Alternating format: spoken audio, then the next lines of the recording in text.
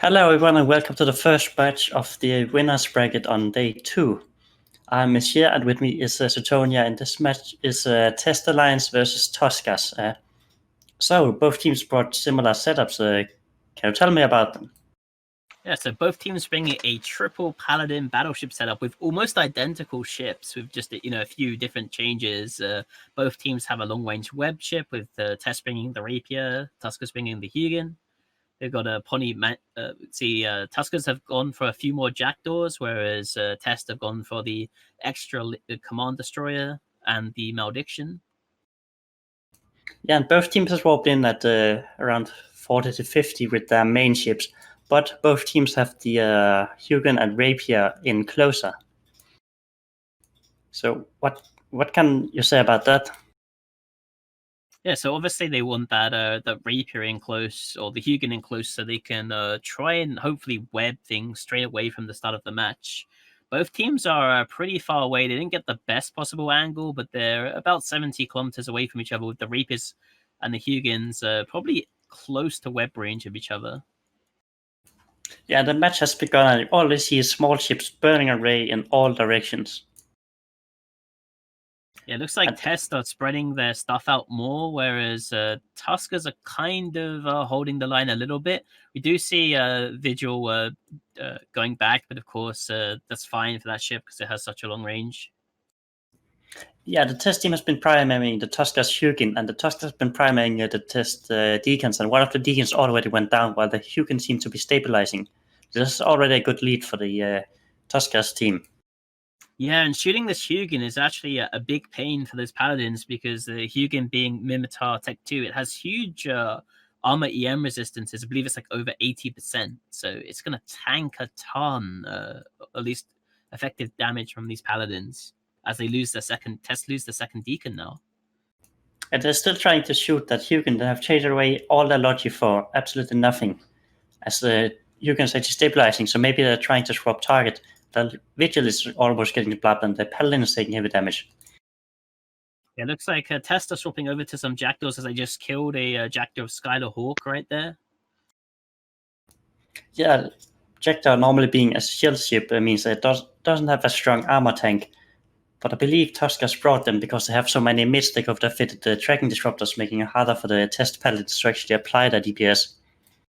Yeah, we don't really see much E-War from either team coming in, so I assume they're used for like remote ECCM or something. One of the big weaknesses of this Paladin setup, of course, is that they have very low sensor strength, so bringing those Jackdaws in to maybe put a bunch of remote sensor boosters in to remove that weakness is a good idea, but Paladin of Red Belly Squirrel now dipping into Hull. Yeah, and the Jackdaw of Lacolo on the Tuskers team is actually stabilizing. So the Deacons did the right thing. They predicted the next target call of the Test team, and they already applied their reps. It looks like Testa doing maybe a target swap now onto the Deacon there of General Hungry. If they lose this Paladin, though, they're going to be really, really far behind. This Paladin does have an active tank and does have some rep bots on him, but it looks like he is going to be going down here pretty shortly. Yeah, in the meantime, the Tuskers Paladins are just burning into the Test team. They seem to be eager to go and kill something. They are not afraid of getting shot back. Yeah, they really, really want to press the advantage here. Just finish off that Paladin. He just died. Now it's 3 Paladins plus still having the 2 Logi frigates up versus only 2 on the Test side. Yeah, but it might not be for long they have the Logi frigates up, but actually, General Hungary in his Deacons stabilizing again. So this is looking extremely bad for the Test team. Yeah, and if you look at what the Paladins are doing, they're actually all neuting the Rapier right now. So they're trying to turn off the webs of that Rapier. And then if his webs turn off on that Deacon, it's unlikely that the rest of the Test team are going to be able to apply to it and hit it. Yeah, and having 3 Paladins over 2 Paladins means you can win the neuting wars, even if the Test Paladins are trying to counter neut. And it lost another Paladin. So the Test team is really falling far behind. They cannot catch up in this, I don't think. Yeah, even if they kill this one deacon, though, I think just the active tank on a paladin plus one deacon repping it is going to be enough to keep it up, and they're definitely not going to be able to kill anything, I think, aside from this deacon before their final paladin goes down, and at that point they don't have like any DPS remaining. Yeah, this is actually quite interesting match from the beginning. Like it's almost a mirror setup with just a few changes in support ships, and it shows how much target calling can make a difference. Seeing a vigil tackled there, scrammed and webbed, so losing the vigil doesn't really matter at this point, though. Yeah, the remaining test paladin falls, so they have lost pretty much all the DPS. They just have some drones remaining and maybe a couple of guns on the support ships, but they're not going to kill anything with that. Yeah, it's clean up for the Tuskers now. It looks like Tuskers just had the better primary core, just burning down the killing those deacons straight away, then burning down the paladins first. Yeah, the logic figures are usually very small and hard to kill, and they often fitted with the 10 afterburners.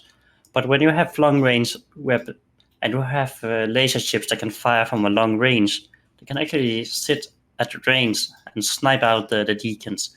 So this was a really good call of Tuskers trying to snipe them out, especially when you can do it from the beginning where the deacons didn't manage to get enough speed yet. Unless the Tuskers end up boundary violating or something, which they are very far away from the beacon, this is definitely going to be a win for the Tuskers. Well, if you manage to boundary violate in the paladin, not just one paladin, but all three of them, then you really deserve to lose the match. But I don't think they're going to do it. They're just going to chill and kill the remaining ships. What do you think about bringing a rapier over a Hugin? Because the Hugin just has better stats, right? It has more HP. It's faster. It has better sensor stats. Obviously, the rapier does get rapid light, so instead of turret slots like the Hugin has. So, what do you think? I think the only advantage of the rapier is the rapid light missiles. They just do more DPS at range and apply much better. But the thing is, your recon job is to web stuff. It's going to be the paladins killing stuff for you. So having the recon to survive as long as possible is more important than having it to do a little bit of DPS. So I would definitely pick the Hugin over the rapier for this.